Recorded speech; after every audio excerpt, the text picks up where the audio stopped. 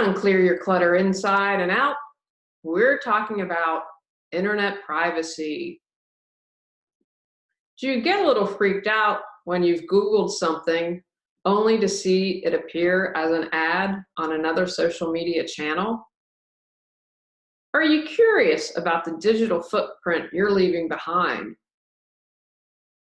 How is the information you're sharing on the internet being shared with others? Learn how to keep your shopping private as we begin our month focusing on the holidays.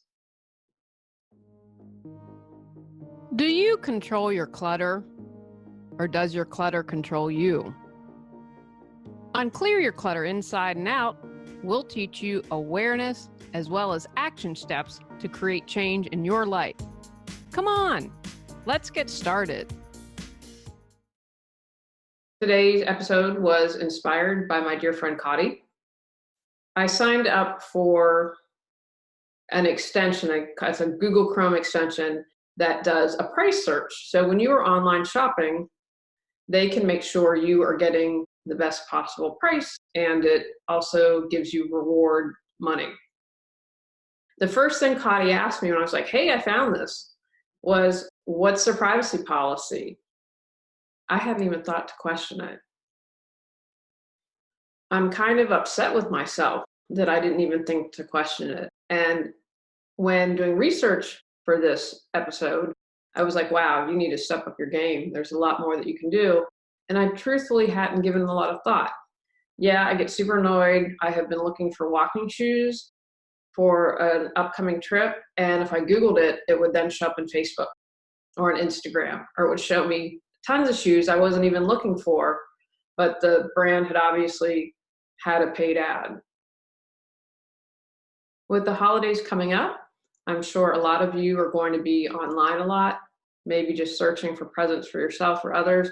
And I thought this would be a good time to, hey, let's check this out. How private is what we're searching for? I'm going to give you some information. Obviously, Google's your best friend. Research what you need to, but I feel like we're going to get a good chunk of information today, give you a lot to think about, some actions you can take to make sure the private eyes aren't watching you. In an article by Thomas Reuters, and I took some information from them throughout the episode, I found that to be really valuable. There are two other sources I use, which I'll cite. Their article stated that Pew Research Institute study found that controlling personal information online is very important to 74% of Americans. And apologies, I know I have listeners and viewers in other countries. I just kind of went with what I could find. I think it's probably very similar. I think the majority of us are concerned about online privacy. In another Pew study, 86% of Americans have taken action to maintain their privacy, deleting cookies, encrypting email, and protecting their IP address. Last month, I talked about wills and having a living will and an advanced healthcare directive, and those numbers were less. So people, just based on, again, it's a small study, but in these two small samples, people are more concerned about internet privacy than having a will. So that should tell you that it's pretty important. What's going on? You leave a digital footprint wherever you go. When you visit a website, use your credit card online, join a rewards program, sign up for a newsletter, post on social media, store stuff in the cloud. Whatever you're doing, you're leaving your mark. Your personal information may be shared in ways that you weren't aware of or expecting. The example I used was shoes earlier. That has become more prevalent. I've seen a definite increase in that. Like life, nothing is 100% guaranteed. But we're going to give you some tips today to hopefully increase your privacy. One of the reasons I have been hesitant to do more online is because I'm concerned that a cyber attack will happen. I'm going to share a couple of examples of something that happened in my business. I'm not counting on the government, guys. I just, you know, it's this big behemoth. They are going to do the best job possible, but I'm not looking to them to make it right. In another Thomas Reuter article, they shared a few of the laws. There aren't a blanket, really great federal laws set up. There are a patchwork of state and federal laws, so I'd encourage you to research what's going on where you live. And it's important because it affects your online privacy. And even with the laws in place, guys, I don't expect them to solve everything. And I'm going to share a few that we currently have that I thought were interesting. One is the Federal Trade Commission Act, FTC 1914, which regulates unfair, deceptive commercial practices. The FTC is the primary federal regulator of the privacy area and brings enforcement. Again, I'm not counting on them. This includes failing to comply with posted privacy policies and failing to adequately protect personal information. The Electronic Communications Privacy Act, 1986, protects certain wire, oral, and electronic communications from unauthorized interception, access, use, and disclosure. When we purchased the house, we had run into some challenges, and so because we had purchased a house before we sold ours, and my father stepped up, took out a loan for us. And so when we went to pay him back, I think they were more concerned about drug money, but because it was a transaction over $10,000, we had to, I'm in a small town in West Virginia, Pittsburgh was the closest town. We had to route it all through that. But I think they're more concerned about that than the internet privacy laws. Again, just my observation. Computer Fraud and Abuse Act, 1986, makes unlawful certain computer-related activities the unauthorized access of a computer to obtain certain information, defraud or obtain anything of value, transmit harmful items, or traffic in computer passwords. Not happening. The Children's Online Privacy Protection Act, 1998, requires certain websites and online service providers to obtain verbal parental consent before collecting, using, or disclosing personal information from minors under the age of 13. It also requires websites to post an online privacy policy, collect only the personal information necessary, and create and maintain reasonable security measures. I think that's probably rarely enforced. I look at my nephew who likes to play at Fortnite, and they have things you can buy and all of this, and I'm like, they are totally taking all that information. And I worry about children. My nieces and nephew are 14, 13, and 10, and I worry that they've already had all their privacy taken from them. Now, again, my brother and sister-in-law are really good about stuff, but if the kids are looking at a site, they don't have all the controls in place. Even if you were super on top of it, stuff can still get out. So we have these laws that are, but really aren't enforced. And I wanted to share the last one because I know you all are going to chuckle. Controlling the Assault of Non-Solicited Pornography and Marketing Act. It's a CAN-SPAM Act that governs sending unsolicited commercial email and prohibits misleading header information and deceptive subject lines. What clickbait, right? And spam. Who of us gets spam? I get spam all the time. If I sign up for something, they have obviously sold my email. And that's just another quick tip, especially if you're doing a lot of shopping. Create a separate account, like create a Gmail account for your bills. I would do something like that keeps all that in one email. And if you want to sign up for something, and I never saw your email, guys, if you sign up for my newsletter, big enough, I wouldn't do that ever, but I'm not big enough for that. And then set up a separate email if you want to sign up for things that or enter a contest. Now, if you get spam, it's controlled to one email. It requires, this CAN-SPAM Act requires senders to disclose certain information, including a valid opt-out mechanism. And they're trying to get squirrely with that and make it really hard. And it creates civil and criminal penalties for violation. How many times do you get spam, and where do you ever hear about that? So I just wanted, it's kind of this patchwork. Those are a couple you might have known, but again, I really don't think it's making a difference. Common thievery. So I found this from an article from December 29th, 2018 by Harris Shadid. What is internet privacy and why it matters so much in 2019? So I got some good information here and from Kaprisky, which I'll have a comment on that later on when I get more to that. So here are some common internet privacy issues and threats.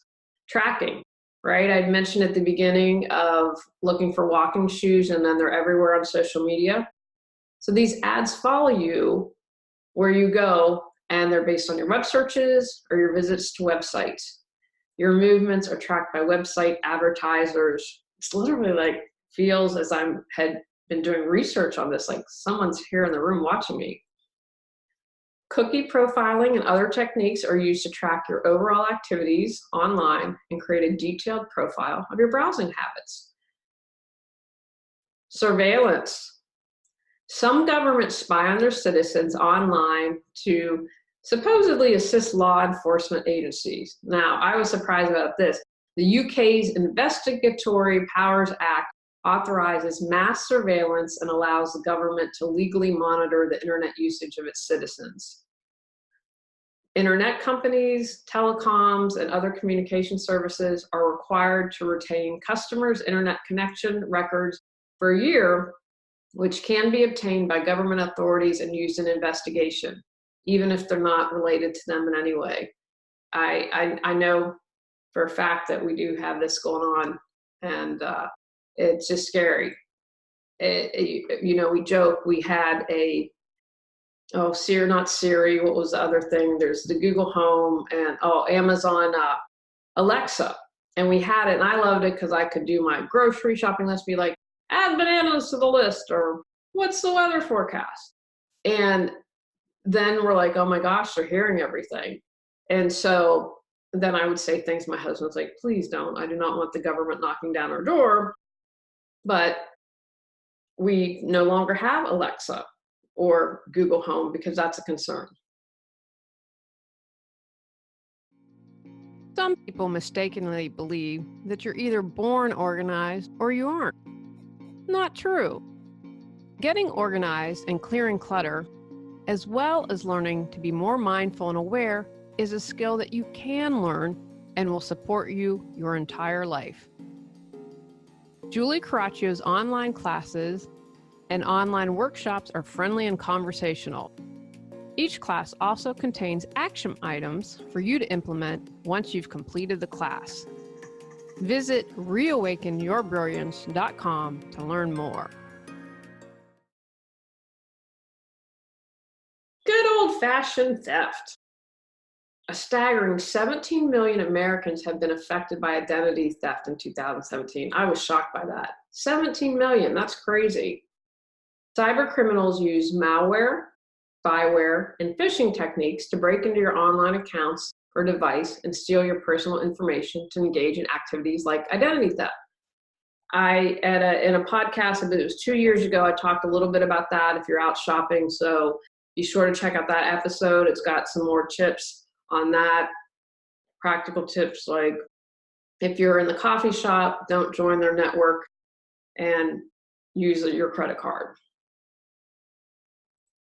Here are some common practices that are costing you your privacy. And I learned on this, guys, because I have been doing a couple of these. Using the same credentials for multiple accounts. If a cyber criminal gets access to one of your accounts, then they will most likely get into all of them, right? That's why something like LastPass is valuable. Create a killer, strong password. It's the only one you need. Everything else gets autofilled. You can create one word that they can't break. Staying logged into websites, raising hand, guilty, guilty, guilty, leaves your online accounts and personal information vulnerable to anyone who uses or hacks into your device. And that's usually when I'm thinking about something, I don't like clutter, so I'll say, do I really want to buy this? Let me think sleep on it. Using services without reading their terms and conditions, guilty. Never click agree until you understand what you're getting yourself into. That's why Cotty was like, Jules, what's the privacy policy? You wouldn't want to legally grant companies and service providers access to all of your data. They'll then sell this information to whoever's willing to pay the most, right? Because they don't care about me. I'm just a faceless number. Opening suspicious attachments or downloading malicious files. Now, I'm good about this, guys. I know can have been able to get better about sending or recognizing, I should say, suspicious attachments. You need to be really careful when you're opening attachments in emails or social media. I know Facebook, it seems like at least once or twice a month, some friend's account has been broken into because they can contain malware, viruses. Always download files from trusted sources because it may result in your computer getting attacked. Ways to protect your privacy and security on the internet. And I use the two sources I mentioned as well as Kaspersky. And I kind of laugh. Remember that probably as I date myself, the 90s, that would seem to be the protection everyone, the defense that people would buy for their computers. Well, he's Russian. And now I've read somewhere they believe that they have been spying on us for years. I don't use that anymore. It's been years, but that has been a way. And truthfully, I think that that is definitely believable. I don't think that that is a reach. I don't think that it's, what's the word I'm looking for? That it's paranoia. I think it's probably a reality. So use secure websites. When I was updating my website last year, the web person's like, you have to get the HTTPS encrypted web server. I'm like, well, why? And she's like, so people know it's safe to buy from your website. See, I didn't know this. That's why you hire people that are experts that know more than you.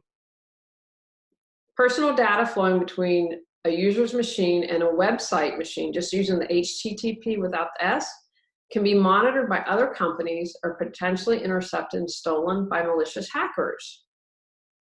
That's where the secure sockets layer, SSL, comes in. So you want to look for the HTTPS or SSL when purchasing or entering personal information, and check for an HTTPS or a padlock icon in your browser's URL bar to verify that the site is secure before entering personal information. When you see the HTTPS instead of HTTP in your browser's address bar, you'll know it's a secure site. Now I'm paranoid, I'm gonna go have to check my site, but I remember I brought all that. She was like, you have to get this.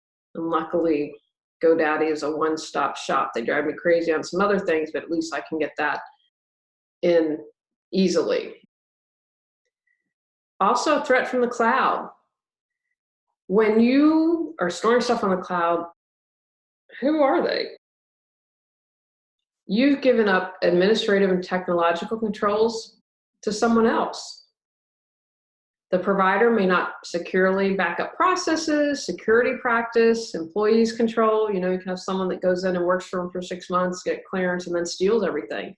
Especially if something's a bargain, you'll want to think about that. Is that really where I want to have my business? So if you have something on the cloud, email them, ensure that all your data is encrypted. Use a virtual private network, a VPN. Using a VPN is the best way to protect your internet privacy. It changes your IP address and assigns you a new one based on the VPN server you're connected to. But it also protects your incoming and outgoing traffic with the military-grade encryption. As a result, your online activities and personal information stay secure and private from snoopers. I think I'm gonna have my husband definitely get this for us. Keep your software up to date. How many are like, yeah, new version, whatever. Keep your operating system, browser, as well as other software like Java up to date to ensure that you don't miss out on new features and security fixes.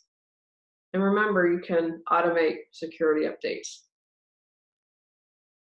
A strong antivirus program will keep your device free from all types of malware, such as spyware, viruses, trojans, etc. You should also activate your firewall to keep unwanted network traffic at bay.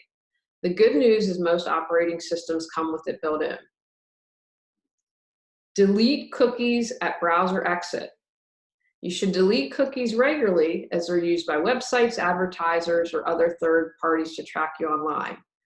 When you clear your cookies manually, you're better off configuring your browser to automatically delete them at the end of a browsing session. Check your social privacy settings. If you have social accounts, these networks have a lot of information about you, and you might be surprised how much of it's visible to anybody on the internet by default. Ooh, that's kind of scary. Check your privacy settings. It's up to you to decide what information you want to share with complete strangers or just yourself. Don't use public storages for private information. Oversharing is not just happening on social media. Don't use online services that are meant for sharing information to store your private data. For example, Google Docs isn't an ideal place to store a list of passwords. I am now working with volunteering to do everything on Google Docs, and I don't use that as frequently. And Dropbox, I have a Dropbox account, and I bet a lot of other people listening do too. It's not the best place to put your passport scan, right? So just think it through. You guys are smart, you'll figure it out. Keep your main email address and phone number private. I was talking earlier about setting up accounts specifically for online banking, or specifically if you're going to sign up for a newsletter or you want to enter a contest. First, you're going to reduce the amount of spam in your email inbox and hundreds of robocalls on your phone. Now, I have Google Voice, guys, and I have to tell you, some stuff gets through, but when I was looking at Google Voice, and I was like, oh my gosh, I didn't realize as I'm deleting on Voice that it's in Gmail, and I had over 12,000 emails. The amount of robocalls that Google Voice has saved me from is phenomenal. And if you're someone getting a lot, look at an option like that. But if you keep your email and phone number private, then it'll be less of an issue. Don't share it with random people on social networks. Again, just kind of use common sense. You can also consider creating an additional email account and purchase an additional SIM card to use for online shopping and other situations that require sharing your data with strangers. And finally, use messaging apps with end-to-end encryption. Most modern messaging apps use encryption, but in many cases, it's what they call encryption in transit. Messages are decrypted on the provider side and stored in its servers. What if someone hacks those? Don't take that risk, especially if you're a big message user. I know my husband and I message all the time. It's kind of boring though, it's nothing that's important. But choose an end-to-end encryption. That way, even the messaging service provider can't see your conversations. WhatsApp, in my understanding, has end-to-end encryption. Note that by default, Facebook Messenger, Telegram, and Google Allo don't use end-to-end encryption. To enable it, manually start a secret chat. So those are just a few tips as you are surfing the internet this holiday season, and it's good to do not just for the holidays, but keep your information, keep your life private. Cut down on the robocalls and the spam that you're getting. Take actions from today's podcast. Pay attention to your digital footprint. Read any terms and conditions before agreeing to sign up for anything. Log out of websites. Use sites with an SSL certificate or the HTTPS. Consider something like LastPass so you don't keep using the same password for sites. Update your software regularly. Delete cookies after each session. Create a separate email for online purchases and use a write-off phone number. use a VPN. On our next episode, we're talking about why less is more. Go out, clear your clutter to create the life you choose, deserve, and desire. When you clear your clutter, you can share your gifts with the world. Sign up for our free newsletter at reawakenyourbrilliance.com. If you've enjoyed Clear Your Clutter Inside and Out, please rate, review, and share us.